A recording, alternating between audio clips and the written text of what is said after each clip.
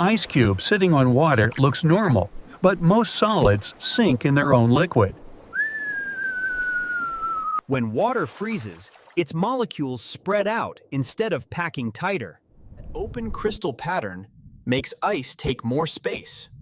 Same water, bigger volume. So it becomes lighter for its size. Less dense ice floats, and that floating layer. Ice floating helps protect water below from freezing solid, which helps fish and other life survive in winter.